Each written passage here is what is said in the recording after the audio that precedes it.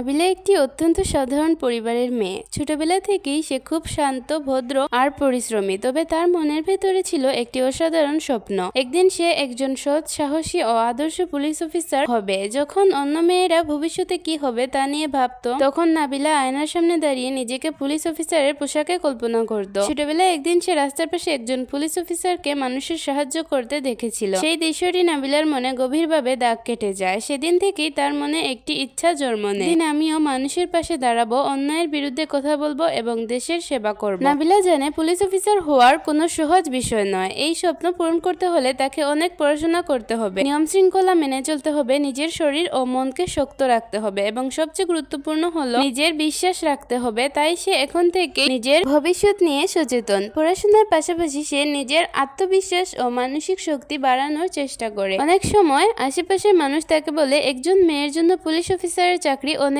কঠিন। এসব কথা শুনে নাবিলা কখনো ভেঙে পড়ে না, বরং সে আরো ধীর হয়ে বলে, কঠিন বলেই তো আমি এই স্বপ্নটা পূরণ করতে চাই। নাবিলা বিশ্বাস করে মেয়ে হওয়া কোনো দুর্বলতা নয়। একজন মেয়ের মধ্যেও সাহস, বুদ্ধি, ধৈর্য এবং নেতৃত্ব দেওয়ার ক্ষমতা রয়েছে। সে এমন একজন পুলিশ অফিসার হতে চায় যার কাছে ধনী গরিব সবাই সমান, যে অন্যায়ের সঙ্গে কখনো আপোষ করবে না এবং নিরীহ মানুষের পাশে দাঁড়াবে। তার স্বপ্নের মধ্যে শুধু ইউনিফর্ম পরার ইচ্ছা নেই, নাবিলা চায় মানুষের আস্থা অর্জন করতে। কোনো অসহায় মানুষ যখন সাহায্যের জন্য পুলিশের কাছে আসবে, তখন যেন সে ভয় না পেয়ে নাবিলার কাছে নিজের কথা বলতে পারে। সে চায় তার ব্যবহার, সততা এবং কাজের মাধ্যমে মানুষের মনে সম্মান তৈরি করতে। তবে নাবিলার পথ সবসময় সহজ হবে না। জীবনে অনেক বাধা আসবে, কখনো ব্যর্থতাও আসতে পারে, কিন্তু সে জানে ব্যর্থতা মানেই স্বপ্নের শেষ নয়। ব্যর্থতা থেকে শিক্ষা নিয়ে আবার চেষ্টা করাই হলো সফল মানুষের পরিচয়। তাই যতবারই সে হোঁচট খাবে, ততবারই উঠে দাঁড়ানোর চেষ্টা করবে। ভালো লাগলে লাইক, কমেন্ট, শেয়ার করে দিবেন।